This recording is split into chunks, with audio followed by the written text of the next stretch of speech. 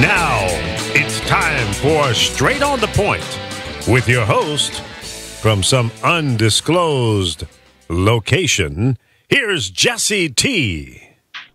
Hey, it's good to be back with you here on the Jesse T Show. Hey, good to have you here with us at www.thepowervoices.com. Also, AVTV Live and the Digital Broadcasting TV Network located on 21 social network sites. And, of course, blasting out at www.thepowervoices.com on our radio feed. So we enjoy you taking that and listening to that every day here, Monday through Friday. Yesterday, we were out at 6356 Hollywood Boulevard and the Beetle House for the terrific premiere and a red carpet debut of a new movie called Stasis, which is opening up nationwide now, and it had already opened up in Europe with raving accolades, as well as making some money too. So this movie was terrific. We got a chance to see it for the first time, and we broadcasted live there from the Beetle House. We had some technical difficulties, but we got through the night, and I posted up all that stuff at facebook.com/Jesse Terrero, which you can check out right now if you're already watching it. If you're not, you can go there and see the show live and also the archived post-ups, as well as the Power of Voices on Facebook. And also, don't forget us on YouTube Live, The Power of Voices, and yours truly, YouTube Live, Jesse Terrero. Instagram guys are already checking in. Darcy Donovan's already with us. Hey, Darcy, how you doing? She's going out to the Martin Gigi production of 9/11 starring Charlie Sheen tonight. She's be headed out there for a private screening with Charlie Sheen and the gang and Martin Gigi. I talked to Martin. We're going to go out and check out when the premiere happens in a more public forum. I kind of wanted to do it then rather than a kind of a private screening. I like to catch the action and the energy in the public forum. But 9/11 starring Charlie Sheen, Whoopi Goldberg, and some other great stars that you'll see. Is the story of 5 people, I believe, stuck in the elevator of one of the towers that came down in 9/11. So, hey, it's apropos and appropriate with September 1st coming up here not too far away. So that Darcy's going out there. Thanks a lot, Darcy, for checking in with us. You can check her out on her website, and she's got a fine show here online. Hey, this is the Jesse T Show, and I am back with you on the air and everywhere. The Brown Beauty is back on duty. From the community to the world, we're here for you. So we'd love you to chime in and see who's checking out the show right now. We are broadcasting on our remote location. I'm here at my home office. I've had to catch up on a whole bunch of stuff because I've been away for about 4 days or so since Friday last. Flew out early in the morning, had to go to Denver to cover the Breckenridge Beast and Sparta. Roar! Yeah, man, we were out there covering the Beast race, which is unbelievable. These cats, men and women, are covering 13 miles. It started at 9,000 feet and ascend one of the many Rocky Mountain peaks there in Breckenridge, all the way up to almost 12,000 feet. Unbelievable. And they go through all kinds of obstacles over 6, 7, 8-foot walls, spear throwing, grabbing sandbags and running for a quarter mile, uphill, grabbing buckets full of dirt, 5-gallon buckets full of dirt, running uphill for 5 miles, carrying logs uphill for 5 miles, some water traps, barbed wire, some mud, rope climbing, monkey bars, universal machines, flipping tires, unbelievable stuff, dragging cement, dragging a sled uphill. And we're talking, where the oxygen is thin, where the tree line, it stops growing trees. Mother Nature knows something that us human beings can't figure out. And, we keep pushing it. But these men and women out there, I'll tell you something, the wonderful, beautiful thing about these Spartan races, the mud trucker, mud mucking races, these strong men and women type endurance and obstacle course, OCR races, ninja races, these types of things. It really tests the mettle of the human being. But one of the things that I really enjoy about these, not only does Jesse Andrew, my son, run in these, he's an elite pro racer. As he is climbing the charts, he covered that Breckenridge beast, 13 miles, and all of those obstacles in 2 hours and 30 minutes. So fast. Wow. I mean, we're talking almost full sprints. The winner of the race, now this is a mind blower, guys. The winner of the race, for all of those of you fitness champions who really think you got it going on, the winner of the race was unbelievable. 1 hour and 48 minutes. Boom. Just unbelievable. Jesse Andrew did 54 out of almost 300 elite racers, and so very, very proud of him, and he did well. But one of the things that I enjoyed so much was covering the obstacles. I had the opportunity to cover 3 or 4 obstacles for a couple of networks. I can't mention them. I have a confidentiality clause and sheet that I had to sign. I can't even use any of the footage until they allow me to release it. But I can say it was for the Sparta organization, and I could do some stuff on the side as long as I don't say the organization it's being used for. I can't promote in that way. But I got to cover some of the obstacles, which is really, really cool. So when I can get that footage out to you, I will. I love how healthy this environment is. Oftentimes I go to a lot of private parties here in Hollywood and Los Angeles, and I cover award shows, and I cover all kinds of sporting events, boxing matches, and things like that. But you know something? These Spartan races, the 8,000 people that show up, both racers and spectators, family members, they're also friggin' healthy. The whole age gamut, from 5-year-olds, they have 5, 6, and 7-year-old races, and then 8, 9, and 10-year-old races. The little kids run a half a mile, and the older kids run a mile. All the obstacles are cut down to their size. To a master's class, which starts at over 40 years old, saw an old timer up there, about 75 years old, covering this race. Most impressive. But everybody's so healthy. There's no beer, there's no weed, there's no stupid, loud, awful, disgusting, racist, prejudicial, angry music. Everybody seems to have a happy face, and everybody seems to be enjoying themselves, and everybody's so fit, drinking water and mineral water and energized water and eating the right foods. I mean, they had the hamburgers out there, but not a lot of people were eating those. They were eating more of the foods that are inclined to helping them feed their bodies properly, so they partake in these events. Everybody's trained and working out, and it's such a wonderful environment, courtesy, mannered. It sort of reminds me of the America that I grew up in. It's so helpful, and especially in Colorado. We were there in Colorado for about 4 days, up at the lodge, up at the cabin that we have up there, and we were there checking things out at Breckenridge and Dillon and George, the city of George, and a couple other cities up there, all the mine shafts and the rivers, and it's just what an environment. I found some land up there that I'm looking at buying, 35 acres for $99,000. It backs up to Bureau of Land Management, BLM land, so you've got infinite backyard forever and ever and ever, and hunting and fishing and biking and running trails. In fact, I ran a trail up there on Sunday after I was released from my employ. I ran a trail with my son.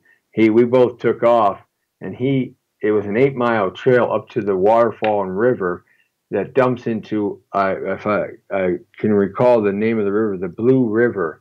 It dumps into the Blue River down at the end of this kind of cascading waterfall and stream that comes off about 11,000 feet. 10,000 feet, and it takes 8 miles. It starts at about 9,200 feet, but it takes like 8 miles, 8 miles to get there. And once again, people love to call me when I'm on the air and everywhere. It never fails on the Jesse T Show. Never, ever fails. Pretty amazing, isn't it? It's like the same things always happen with me, Jesse T. So there we go. And we'll probably get more phone calls. But my son took off up this trail. I made him a gentleman's bet that he couldn't beat me for a mile. Yeah, he said, no, Dad, maybe we should adjust the bet a little bit. Maybe we should say, if you can stay with me for 100 feet, then you win. And I thought about that, and I went, 100 feet, huh? Okay, we're starting at 9,200 feet, and I go 100 feet. It means all I got to go is to 9,300 feet, and if I can stay with him, I'll win the gentleman's bet. Okay, so we got ready. We both started. Now, his mile race was going to be an 8-mile race, 4 miles up and 4 miles back. That's what he was running on this. I mean, this wasn't a well-traveled trail. This was a trail that we found off of a GPS. Yeah, Big Lee, I used GPS in the Rockies of Colorado to find myself a trail because I don't know the trails of the Rockies. I don't. Yeah. Big Lee Michaels has been trying to get me to be a slave to the technology. He wants me to conform. I'm not conforming. That's right. But I had to conform there because, well, I don't know the trails in the Colorado Rockies. I felt like I was like John Denver. In fact, I should be playing some John Denver music. That's what I should be doing, you know. Rocky Mountain High. That'd be cool to be able to play that song. But anyhow, yeah, we use this GPS. But of course, you know, the trail that was picked was this trail that seemed like it hadn't been walked or on horseback for, 20 years. It was just a little cut path. And so I said, okay, well, I had my trusty knife with me, so I felt pretty good about that. So he picks this trail, and so, okay, I figure, all right, he's going to run 4 and back, and that's 8. I'm going to run 2 and back, and that's 4. So that's kind of how I figured it out. And the trail hooks around in a big circle at the top of 4 miles and comes back another 4 miles a different way in kind of a circular pattern, and then comes to this fork about 100 feet up from where we started. Now, that's how he got to kind of pick the 100 feet. I said, okay, yeah, I can beat him. So my trail, where I was going up 2 miles of this one side of the 8-mile trail that we were on, 2 miles of the 4-mile side as you ascend the mountain. I was going to go up 2 miles of it. I kind of figured out the point where I was going to stop. Okay, yeah, how did we figure it out? We had to do the GPS on the satellite map, and we had to go look down at the trees and the rocks so I could get familiar where I was going to stop. Okay, yeah. I had to use a GPS system to figure out where I was going to run to, so I knew where to stop and turn around and come back, okay? I hate to admit it. I am a slave to the technology in a place that I would have much more would have liked to be a mountain man. And so now I'm a city slicker, and I don't use the technology. I do things backwards. That's for sure.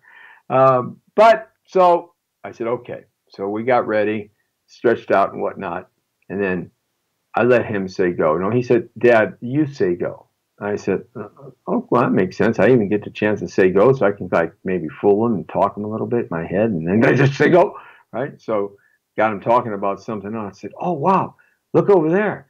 Look at it. There's a coyote. He turns around. I say go, and I take off, right? And man, I'm feeling good. I'm getting close to this fork where the 100-foot is. I'm like at 10 feet, 20 feet. I felt like Usain Bolt, man, up there, man. I'm running and running. 30 feet. I'm like 35, 40 feet. At 50, 75, 80, 87 feet. I'm almost there, 93 feet. And all of a sudden, he just steps around me, running backwards. Hooks to the trail in front of me, jumps up in front of me, and just takes off like he hit the afterburners of a brand new F-35 fighter jet. I look up, and the last thing I see is his feet kicking up dust. I mean, it really was like the Road Runner. Unbelievable. And he was gone. And I said, I had to jump on him, and then he caught me from behind, like really quick, and was running backwards. He passed me up running backwards. The disgrace that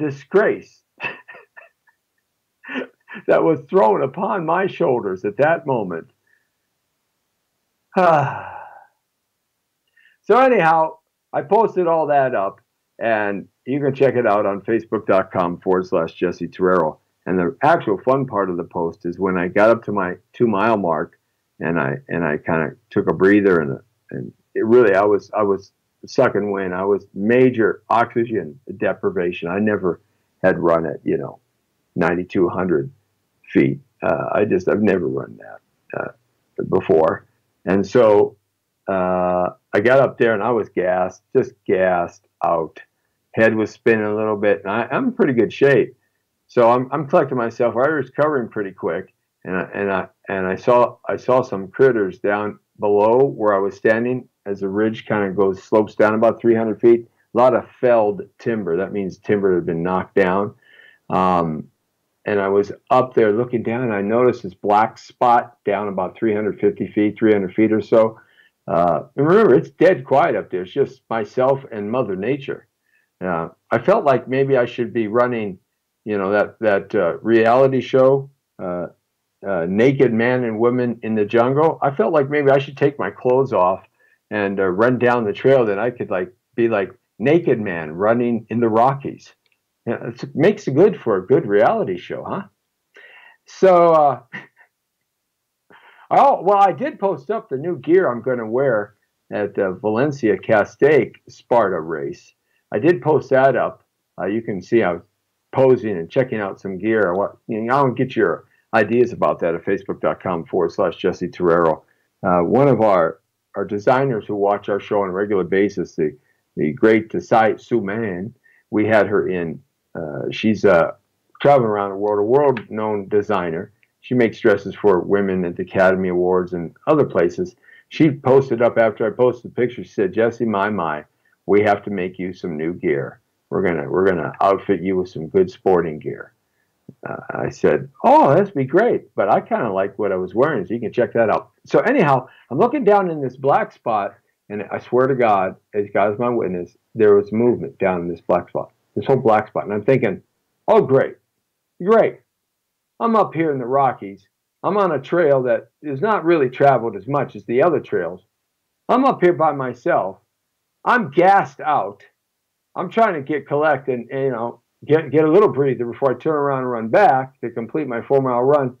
And freaking Bigfoot or Sasquatch is fucking, he's looking at me. That's right. I said the word because I was like freaked out, man. I looked down this friggin' thing. He's looking at me, right? And I'm saying to myself, wait a second. Like Bigfoot, man, he can cover like 6 foot. He's faster than Usain Bolt. He's so huge. That's all I get. That's all I need now is some Sasquatch chasing me down the trail, right? And it would probably be some female Sasquatch or some homosexual Bigfoot. I don't know. I have no idea what they are into. Great. I'm going to get, it's like prison sex, right? I'm going to get forced into having Bigfoot sex. It's terrible. That's what's going through my head here. So I hunker down. I feel like I'm Gruel, that outside mountain man, Bear Gruel, right? And I hunker down and I look down in this black little spot that moves again. Now, I'm not kidding you guys. I start my camera, man. Yeah, because I got to record this. Well, the sign down at the start of the trail says, "You are now entering United States forestry land. You enter at your own risk. And we suggest that you fill out this little piece of paper and let us know the time that you went in and the time you expect to stay. And understand, we have wild moose, wild bears, wild wolves, coyotes, and mountain lions. In fact, there are so many animals up here, and they all want to kill you and eat you. So you enter this trail at your own risk. We do not accept the liability or responsibility for your actions. You may not come back alive. So please fill out this little registration card, as our rangers will come by on a timely basis and see if you've returned." All right, okay. My 57th birthday present weekend, I'm going to get eaten. I'm going to have Sasquatch sex, or get eaten by some bear, or trampled by some moose who's pissed off at human beings, or never seen one, or some mountain lion that, missed his meal the night before, or some coyote or wolf that's kind of needs to practice his hunting techniques. Oh, not to mention the snakes. They got snakes up there too. Not as many, not like here, but they do have them up there. And the spiders and critters I've never even seen before. I mean, they got ants up there. I saw ants like a 1/4 inch big. They were giant ants. I'm thinking, oh, Lord, help me. What did I get myself into? So I hunker down, right? I hunker down. And I'm looking at, and this black spot over there moves again. Now my heart's going to go, right? And I'm thinking, well, I'm fully recovered, but my heart is still pumping like 190 beats a minute. What's going on here? Eyes are dilating. So I thought, oh gosh, I'm gonna get trampled by a moose, or it's gonna be a bear or something, right?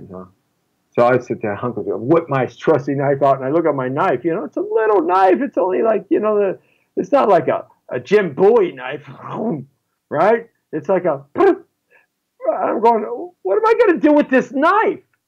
Throw it at him? So I said, well, it's all my backwoods preparation starts kicking in on me, right?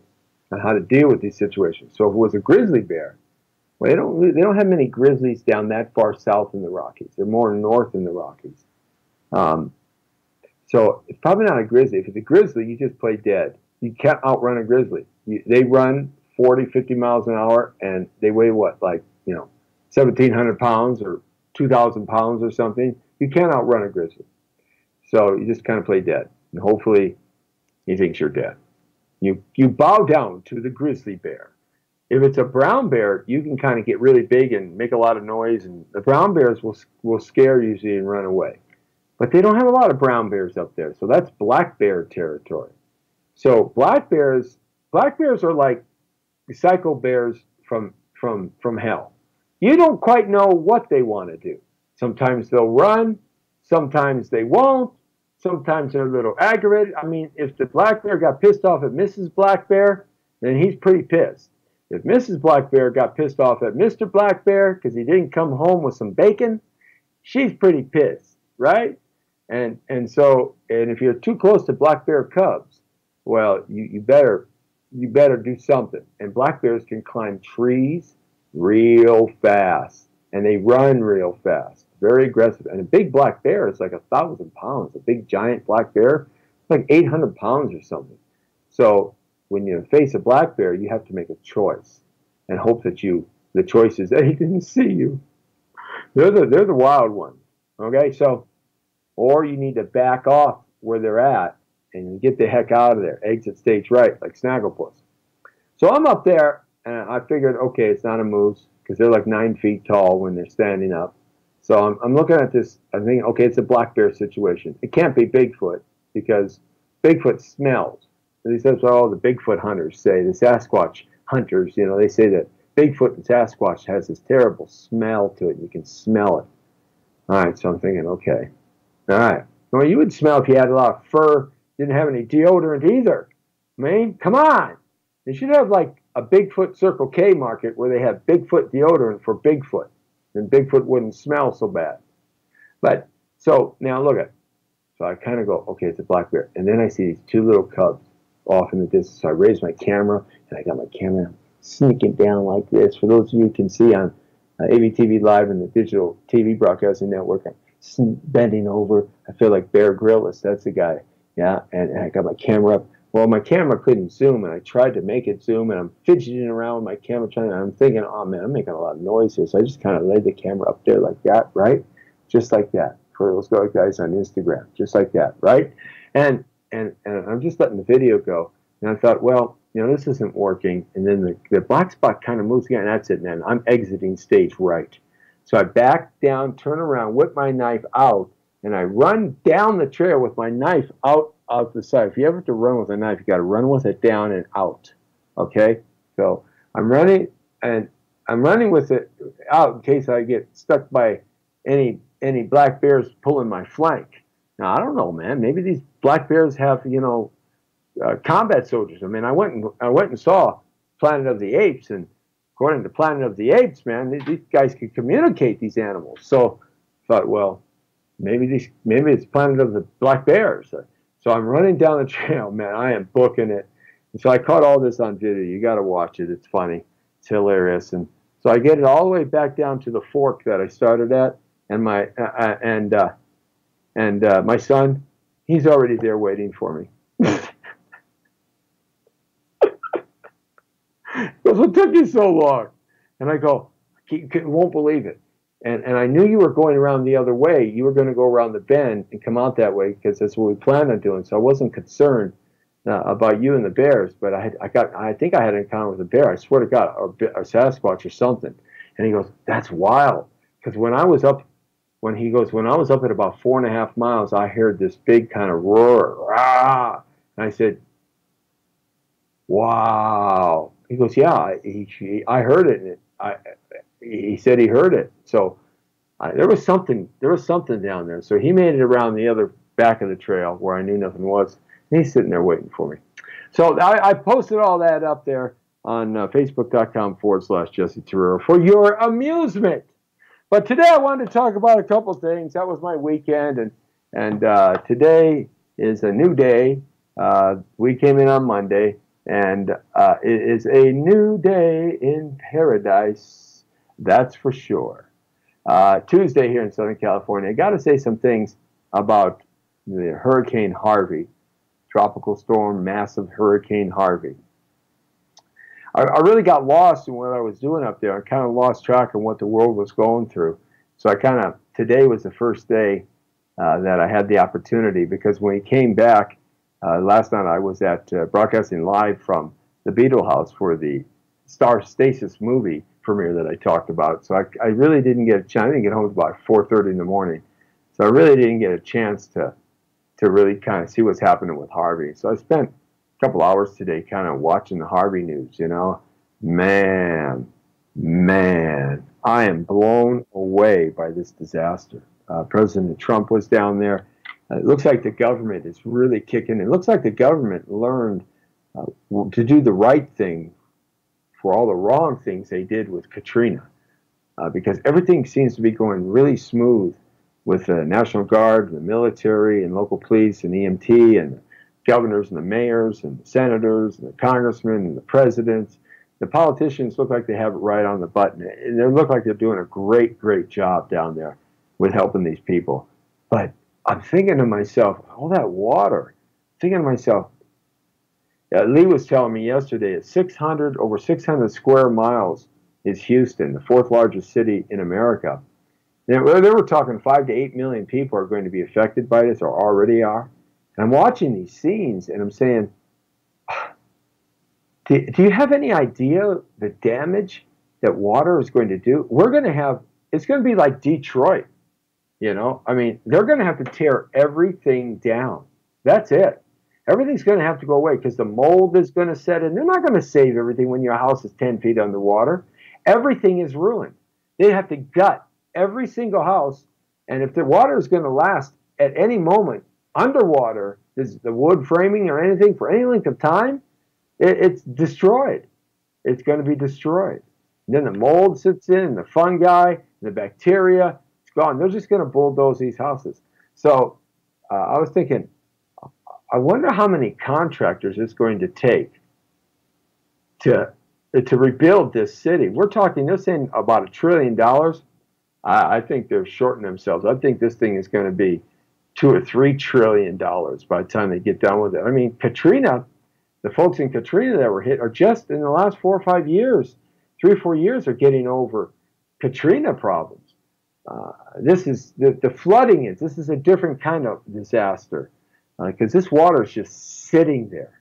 You know, Houston was a big swamp originally. Basically, that's all reclaimed land, more or less, from the Gulf. It was all like the Florida Keys, South Florida. It was all very humid down there. It was all marshy kind of. There were tons of fresh water down there at one time, way back when, you know, we Americans weren't Americans and we weren't here, when it was just the land. So they're going to have so many water-related damage issues. The park benches, the headstones at cemeteries, the light posts, the asphalt streets are going to be all potholed. The housing, the vegetation is going to die because of the water. The grass, I mean, the sprinklers, the doorknobs, the ovens, the transformers, everything that you can possibly imagine. So, you know, they need help. They could probably have 100,000 contractors down there, and they would need 100,000 more. That's really something. So I'm going to figure out a way that I can engage all the history and all the information I have been and experienced in the real estate business as a broker here in Southern California for almost 40 years and a loan specialist for 25 years or so plus.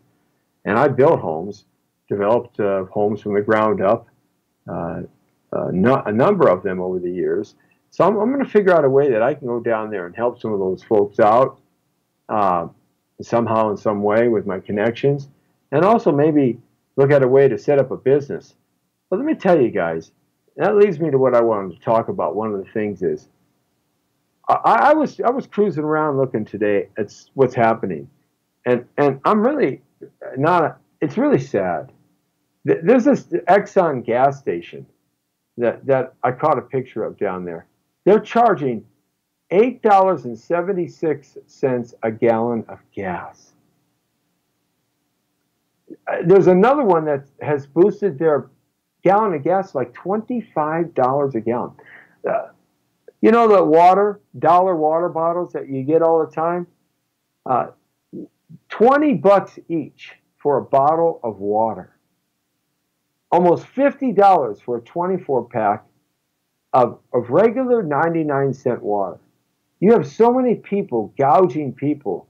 It's unbelievable down there. And there's picture after picture after picture on the internet. Even this Joel Osteen guy, he's opened up his mega church there now in Houston. But, you know, saying that, oh, we couldn't do this, we couldn't do that because we had flooding down below. And this area has always been notorious for flooding. And, you know, when the Rockets played here, we couldn't do this. And it's always been known for that. And so we had to be cautious. And we don't have cots, and we don't have showers, and we don't have enough bathrooms. And we were just waiting for the city to give us the okay to help us out with cots and bathrooms. And we don't have enough food. And you know, we wanted to make sure that nobody would drown and all of that. Yeah, he is making now, as far as I'm concerned, he is making excuses on a biblical level. The last one I saw before I went on the air was he's firing back now at all his critics. And he's saying it's a biblical flood that shut down my church. What? A biblical flood shut down your church? What are you talking about? I mean, now he's opened it up. The only reason why he opened it up because of the poor public relations he was getting. I posted a lot of that stuff up on my Straight on the Point Facebook page. You might want to check out this character, Joel Osteen. I mean, he makes $40 to $50 million a year. Why isn't he out there buying water? Why isn't he doing a good thing like Anheuser-Busch is doing? You want to know what the beer company is doing? And I want to make sure I get it right because I'm proud of them. They're doing the right thing. This beer company is unbelievable. Anheuser-Busch stopped beer production. They completely stopped beer production in all their facilities in America to make and donate over 500,000 cans of drinking water for people affected by Hurricane Harvey. That's capitalism done the right way, giving back. And these cans are like soda cans or beer cans, but they've got water in them. And that's what they're doing, Joel Osteen. And what about all the Texans that are coming to the rescue? The pickup trucks pulling their boats, their bass fishing boats and river fishing flat bottom boats. There's caravans of these regular folks going in there, and the regular folks taking care of their neighborhoods, and rebuilding these levees because they can. They're right there. Man, the Texans are doing the right thing, but not Joel Osteen. And it really bothers me, guys like this. He's receiving people now, but it was just because of the poor publicity that happened. And these gougers, what would you do if your family needed some water and food and gasoline, and you saw that this little gas station convenience store was open and he's gouging you? What would you do? What would you do? I'll tell you what I would do. He'd have a hard time with me. I hope he has a bigger gun than I got, because I'll tell you what, you don't do that to me. I'd somehow bust him down, and somehow if I could get the police or sheriffs or whatever they call their guys out there, deputies, to arrest this guy, because that's beyond criminal. That's like Hitler, man. I mean, that's like Genghis Khan or Stalin or Mao or this is awful that what these people are doing to their fellow citizens. There's a group out there. I saw a picture out about Hurricane Harvey, and they say looters will be shot on sight. Yeah, got no problem with that. There's not enough police to help. I've been complaining about that. If we have a 9-point earthquake, we're on our own here in Southern California. So I hope you guys are prepped and ready to go. Hope you have some food and some, bullets and Band-Aids and a way to take and protect your family. Because there's lots of looting going on that they're not talking about. So look this hurricane is unbelievable, and what it's causing people and the hardship that's taking place. So anything that we can do and that you can do on your own as a citizen of America, we are the most generous nation of people living on the planet Earth. And now it's time to give up for our fellow neighbor. Whatever you're doing, try to do a little something. Donate some money. Maybe go to the different causes that are supporting this right now, that are boots on the ground there. You can get all that information on the internet. And really take care of these people, because there's these scumbags out there that are trying to hurt them. It's terrible, just terrible. Shame, shame, shame, shame, shame, shame. So President Trump arrived there today, and he's doing a great job. He's there assessing the situation, and all the federal aid is coming. It's an open book. They're dumping so much effort and money. There was, last I heard, something about 10,000 different federal workers that have come into there with all the agencies to help out, and they've already taken on, FEMA has already taken reports from hundreds of thousands of people needing the help, so they're getting that going. So it's terrific that we Americans and our country is working together. And that's the way our country should be. And this is sometimes something that can really solidify a president, something in terms of that. He didn't go to the city of Houston, and the reason why is because it's still underwater, and the agencies that he went to were in the city just south of Houston. They were going to get into Houston a little bit later on. And it makes good sense that he didn't go to Houston right now because the folks need to be focusing on Houston, not in terms of the president arriving there. So just got a little bump there from Lee back at the studio, but that's why. And it's simple. I mean, you can always look for something bad and try to find something bad and something that's good. That's what a lot of people do in these situations. I think the president's doing a good job. Certainly unlike what Bush did. Brownie, thank you, Brownie. No, Bush and the government wasn't ready for this. And when they did react, it was too late, too little, and too incomplete and too unorganized. It's like the friggin' Three Stooges. But it's all gotten together here now, and they're doing the right job. And it's really important that they continue to do that. We have to help out. The thing that really moves you is the effort that the citizens are making from street to street, neighbor to neighbor. We didn't see that in Katrina, but we see that in Texas really heavily. Yeah, just doing some tremendous work there.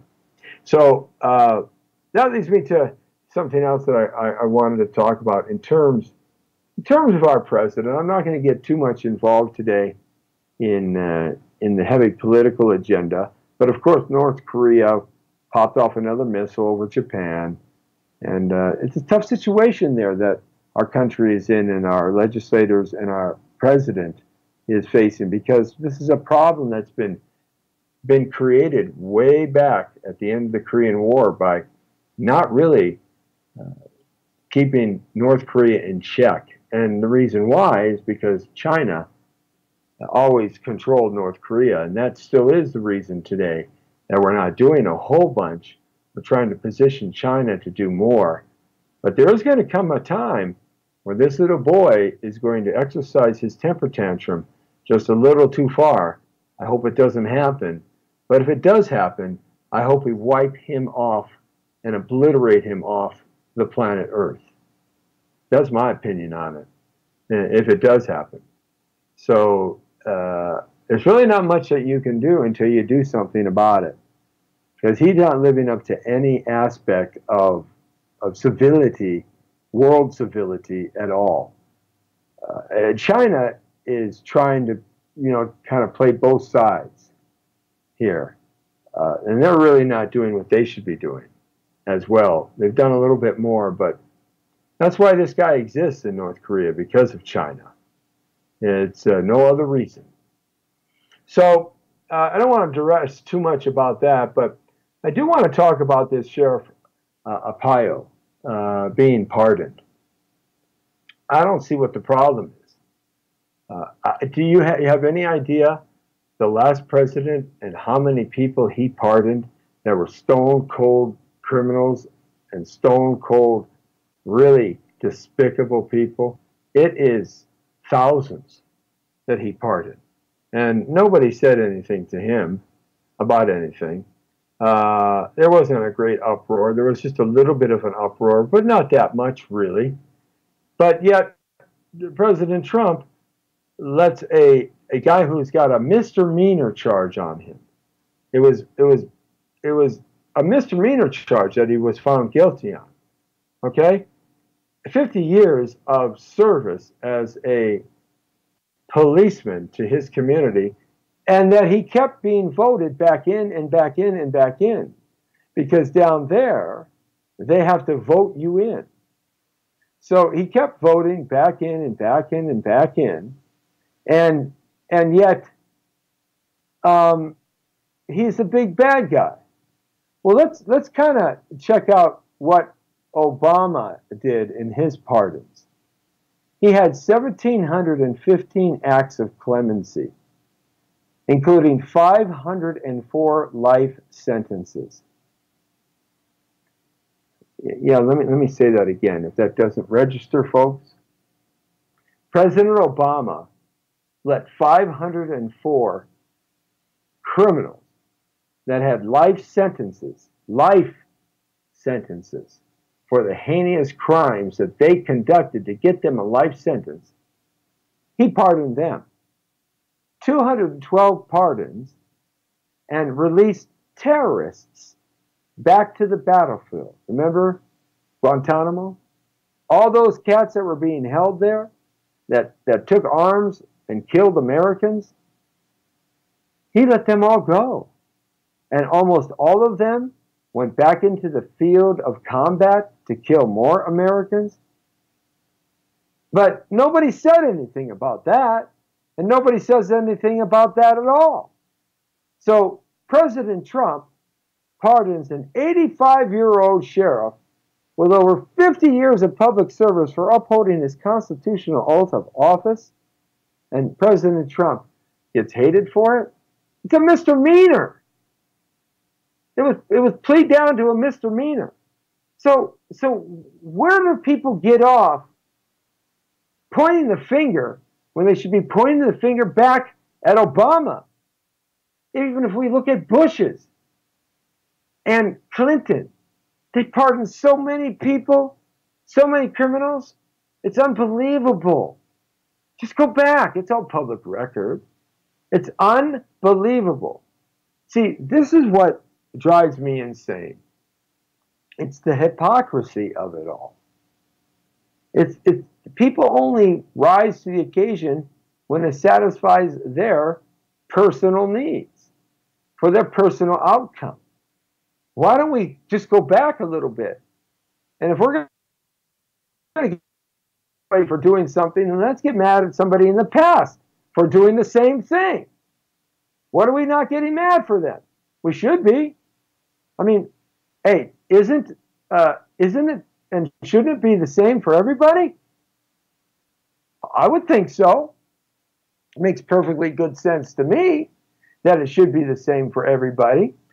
But no, you see, there is a criteria for Obama and Bush and Clinton, and a different criteria for Trump. And here's why the Republican Party and the Democratic Party have turned against, and the media have turned against our president, who's done so many things right.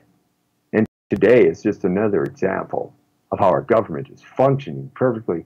And isn't it funny that, yeah, people complain, well, he has even hired, he's short thousands of people in his cabinet and assistants and managers. How can he function? Isn't it funny? Our country is functioning just right on smaller government. Wow. What a concept and a mind blower that is. Interesting, interesting, interesting. So, you know, if you got to put it together, you got to look at history and put it together. Otherwise, you're shortchanging and you're acting like a hypocrite. Hey, what's good for the goose is good for the gander. What's good for the gander is good for the goose. Neither one is any different.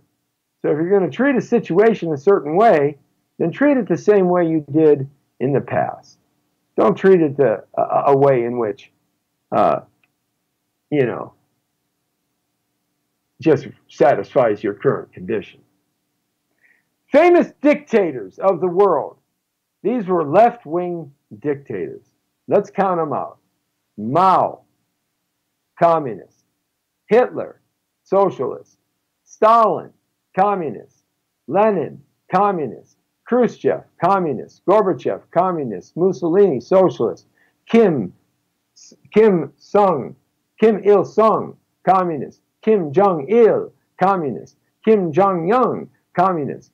Pol Pot, communist. Ho Chi Minh, communist. Hafez al-Assad, communist. Bashir al-Assad, socialist. Saddam Hussein, socialist. Gaddafi, socialist. Chavez, socialist. Maduro, socialist. Castro, socialist. Right-wing famous dictator. Franco, eventually turned a capitalist. He was a socialist. Pinochet from Chile, a capitalist. So let's weigh it here. 1, 2, 3, 4, 5, 6, 7, 8, 9, 10, 11, 12, 13, 14, 15, 16, 17, 18, 19 left-wing dictators of the planet. 1, 2, and 2 right-wing dictators of the planet. I don't know what that means to you, but what it means to me is most of the scumbags of the world are left-wing nincompoops. That's what it means to me. It's just right there. Look, if you're going to do something, then do it right. If you're going to understand something, then understand it right. Don't understand it some fake media way. Well, let's look at this. We talk about the inappropriateness of President Donald Trump. 45th president? Yeah. The inappropriateness of President Donald Trump. Okay. Well, if we're going to talk about the inappropriateness of President Donald Trump, which is not that much, I'll give it to you. Hey, he's been inappropriate in his life. Okay, fine. But then let's talk about the Democrats' inappropriateness. You ready? Ted Kennedy, alcoholic. He left a woman to die in a river. Chappaquiddick, Mary Jo Kopechnik, remember? Bill Clinton, he liked to have weird sex in the Oval Office with barely legal interns. Obama ran guns to Mexico, fast and furious, drug lords, and gave billions to terrorist states like Iran. Biden makes creepy and sexist comments. He publicly fondles women. Hillary Clinton endangered Americans, gave 20% of in a enemies, and took money from terrorist-producing countries, that is, and into the Clinton Foundation. I mean, let's talk some more. As my Facebook feed seizes up mysteriously at 5:54. John Edwards was indicted for using campaign funds to hide his mistresses. Rod Blagojevich is in prison for trying to sell Obama's Senate seat. Anthony Weiner, well, need I say more to that sexual pervert? Democratic Party, please don't lecture us on what is your own worst thoughts beneath your political office and agenda. You guys got a lot of experience in that area, that's for sure. So let's see if we're back up. I don't know if we're back up. I'm getting froze out on the camera here in front of me. So let me see if we are there or not. If we're not, let me know, Lee, because I'm going to bring this up. I know we only got 5 minutes left, and I don't know if it's going out. So I'm going to jump it back on my Facebook page here for those of you who are watching Facebook at facebook.com. I'm gonna bring this up real quick here so we can get to the end of the Jesse T show. Though it's only a few minutes away. Looks like I got disconnected for some reason, and there we go. We're back up here at facebook.com. So going over that, what I was saying is if we're going to look at the sickness of our politicians and the hypocrites, let's look at all the people before. And I'll just go over the last portion. John Edwards, indicted for using campaign funds to hide his mistresses. Rod Blagojevich is in prison for trying to sell Obama's Senate seat. Anthony Weiner, the pedophile, need I say more? And his wife, a Brotherhood of Muslim person? Really? Yeah, so the Democratic Party, don't be pointing the finger unless you're going to point it at yourself. That's the important thing as we bump in here on Facebook this way, and I think we lost the feed the other way. All right, so I just wanted to cover those few things here on the Jesse T Show today and kind of get you straight, because this is the world according to Torero. Saying hi to Cy Richardson, who's watching us. Thanks a lot, Cy, for checking in. I appreciate that. Let me see here. But Power Voices, I didn't see that. I don't know. I guess we need to shut it down here and bring it back up. So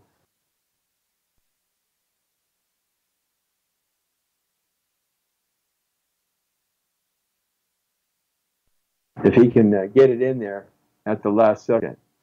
If you're Lee, if you can check it out, let me know. I didn't see Lee. I don't know if he did get us back up on the Power Voices site, but we're here with the backup going on Facebook.com/Jesse Terrero. And our Instagram is always still growing and making its way. Tomorrow, we have Roundup Wound Up. And Roundup Wound Up with the gang who's all here. That's right, Dan the Man, the Road Dog King. And, of course, we got the Shark checking in. Yes, David Shark Freilich is going to be back with us. And Michael Angelo. And Jesse Terrero tomorrow on Roundup Wound Up. And we're trying to grab up a special guest to kind of fill it up for us. If we don't, we're going to hash out the issues of the day and say it like it is. Maybe not say it like the way you want to hear it or say it like the way you want to see it, but we're going to lay it down. We're going to put what we're going to do and hit some home runs right here as the football season is starting, isn't it? I don't watch football, and I'm never going to watch football again because I don't like any of the NFL players and what they're doing. Pete and Tico is checking on Thursday. Linda K. Cardiff May, Cy Richardson, Darcy Donovan, and so many others. We appreciate you checking in with us here on the Jesse T Show Monday through Friday from 5 to 6 right here on there and everywhere from the community to the world. It's Jesse Terrero. Hey, we're out of here.